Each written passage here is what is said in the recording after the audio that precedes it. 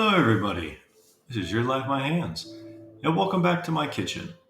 It has been a little while, to say the least, and I'm doing a voiceover for this episode, and it'll give you guys a little bit of an update. What's been going on with me? So, as in my last video, probably, oh gosh, had to be maybe even 8 months ago. I don't quite remember. I had said that I was going to be heading back to Florida. My old job had reached out to me and said that they would really like me back. They made me a really good offer, and actually, here I am. So, today, I'm actually excited to be making my first video since I moved into my new apartment. And this apartment has a wonderful kitchen in it, which will be really great for producing some videos. And I'm really excited about it. My little apartment up in Tennessee served its purpose, but it was an efficiency, and it was very difficult to do anything with. So today I will be making a pork roast. Very simple, very easy. I bought a new Dutch oven for it, which I'll show you guys a little bit later. And to start out with, I have a pork shoulder, a bunch of various spices, a little bit of bone broth, and it was about this time I realized that bag was in the way, so get out of here. And then I'm gonna be getting into the actual pork.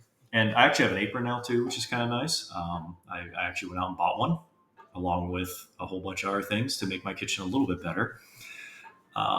So this is a really simple recipe, so I don't even really need to talk about it a whole lot. Um, Going back to Florida has been kind of an adventure. It's proven to be very worth my time, along with having some reservations about it. I will say that the Tennessee area where I was became home very quickly to me, geographically speaking. I moved back to Florida because I could be a lot closer with my family. My mom and dad still live down here, and they're getting a little older. So to me, being close to them was really important. Where I was from them was about 14 hours, and I was the closest kid from them. My one sister lives in Maine. My other sister lives in Arizona. So we're a little spread out, to say the least. But being able to be back in Florida, down up the street from them, 20 minutes from them and stuff, and be able to work at a job with a lot of upwards movement and planning and projects and stuff really seemed to be worth my time. And when I first came across this apartment, I didn't even need to look anywhere else. Rent's pretty expensive down here, and I knew what I was going to be paying. And so when I first started looking at some apartments, it was a little older, and I got a tour of this one, and it has a huge kitchen. And I immediately fell in love. And it's allowed me to even get back into baking. As you can see to the left of the video, I have a couple loaves of an onion rye bread that I've just started making. And I have fun videos about that I'm really excited to make. I'm really excited to make. I have gotten kind of deep into it, and I'm all about it. So it's nice. You know, as much as my interests have changed over the years and stuff, and how much I enjoy being in the kitchen, this was a really nice opportunity to walk into a place and be like, oh yeah, this is it right here. And honestly, the novelty of this place is the fact that I'm the actual first renter of it. It's pretty much brand new, and that's kind of a novelty in its own right. I mean, I get to make my own sins in this place. I don't have to adapt to whatever anyone else has done here. So it's nice, and I am excited to be back. I do miss Tennessee. To all you people from Tennessee who may be watching, I miss you guys. I miss that area, and I will be back there one day. I think I need to be down here, and I'm gonna make it work. So for the time being, Florida videos. I'm back to being Florida man. For this recipe, I trimmed off a little bit of the fat of the pork. And that's about it. I actually don't mind a fattier pulled pork at all. I will be adding a little bit of seasonings to this. I have a little written on this pepper smoker. That pepper is actually, I got it from Amazon from the Whiskey Hound, and it is smoked peppercorns, and it's really good. A lot of the flavors kind of got lost in this dish, to be perfectly honest, by the end of it. But that pepper is awesome. Adds a nice little bit of flavor to it. Smoked paprika. I'm just going to toss all this stuff into the broth that the pork roast is going to be sitting in. And this is 5.5 pounds of meat do not be shy when you are seasoning broths or the meat itself or anything like that. You have a lot of room to play around with.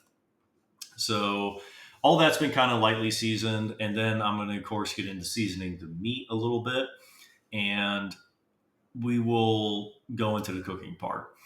Basics with meat, of course, salt, pepper, whatever spices you want on this. This recipe is simple. This is my first like really successful one I've had. I've tried to cook other ones of these. I don't think I didn't have a Dutch oven. I didn't have the right kind of setup for it, and they never really came like I wanted them to, which we will see a little bit later. But once again, 5.5 pounds of meat. Don't be shy when you are like seasoning a brisket or you're seasoning a big old pork shoulder. Like you have some room to play. Realize that you have one hand covered in pork meat and you don't want to grab the lid of any of your spice jars. So just go ahead and lightly sprinkle that with the very same seasonings that are in the broth. I'm trying to go with like some smoky, peppery flavors. So smoked paprika, chili, chili powder, very basic. The real seasonings aren't going to be present in the meat when I'm done with it. This is not a roast. This is not a something you're going to slice like a Wellington. The flavor profile is going to come from it's shredded and it has a sauce on it essentially. So you don't need to really worry too much about what you're putting on there, but just for a little bit of flavor profile and the fact that this will kind of make like a little bit of a tougher outside, not like a bark. I'm not going to call it a bark. That's all barbecue smoking terms, but it will develop some nice outside crust a little bit, even though it will be kind of cooked in a Dutch oven. Salt, try to press it in after you realize you put the powdery seasonings on there and it's not going to press in. And that's pretty much all you got to do. Do dab up on any of the seasonings on the frying pan because why would you let those go to waste? You got them and you got 5.5 pounds of meat. So you might as well go ahead and use them. Realize that meat is falling apart like after being at room temperature now for a little while. And this Dutch oven is really nice. It's small enough that it's manageable and it's big enough that it can handle that big of a piece of meat. So this is a great investment. Lodge sells them, Amazon, you can get it from anywhere really. Wanderlust series, dual purpose, frying pan, Dutch oven that seals together. And totally worth it. I mean, it's like $46 now, especially because demand's so high from sourdough makers. They'll use those as well. One day I'm going to get into sourdoughs. Not really looking to get into it right now. That's a whole lot of work, time, effort, and I don't really want to be involved in that. Go ahead, throw a little bit more smoked pepper on there. Might as well. It's a lot of meat. I have precariously placed in here 3 garlic cloves and 1 whole sweet onion. And that's just going to be tossed into the sauce on the side. I have about half a quart of the sauce on the side, of the broth, and the onions are just going to go in there. By the time we're done, they're going to be all jammy, cooked down. There's not going to be a whole lot left of them except for some really nice, soft, brown, sweet onions. So don't be shy. I threw a whole onion in there. It went into the final product of the pork, and it is fantastic. I highly suggest it. Stir all that around a little bit, and that's basically it for that. The entire cooking process of this, that's like the most work you're going to do with this. That was a few minutes. And from there, it goes into an oven at 325 for like 5.5 hours. I think is about the final cook time I did on it. Maybe it was a little bit less, 5 hours and 15 minutes. But that's all there is to it. It's simple as can be. They even design it a wanderlust pan. It's got a little dog on it. It's got a ridge on it so it seals itself, and it can be used as a frying pan, or you just use the pot, or you can use both as a Dutch oven. Very simple. And that's it. Pork roast goes in there. Half of it's got a little bit of liquid on the bottom. Got some onions, some seasonings, and that's all I'm going to do to it. Very, very simple. And this actually, how I serve it is I take some of these loaves of bread, I cut it, toast it, butter it, and then I put I toast the pulled pork, put it on top, and it makes fantastic homemade bread, and then the pork roast. Pretty awesome. One of the main flavors I'm trying to go for, and the whole reason I'm cooking this, is because of this stuff. When my sister was down from Maine, blueberries are a very big thing up there. And she said she saw this and had no idea how it would possibly be used, but blueberry habanero sauce. I've never even tried it. So I was like, the only thing that comes to mind is pork with this. So that's what we're hopefully going to do. About 5.5 hours later now, it's probably about 6 o'clock. I think I put it in around 1 or something like that. Later in the afternoon, and it looks awesome. It smells really good. It kind of smells peppery, and all the stuff on my left is going to be things I'm going to make a sauce from.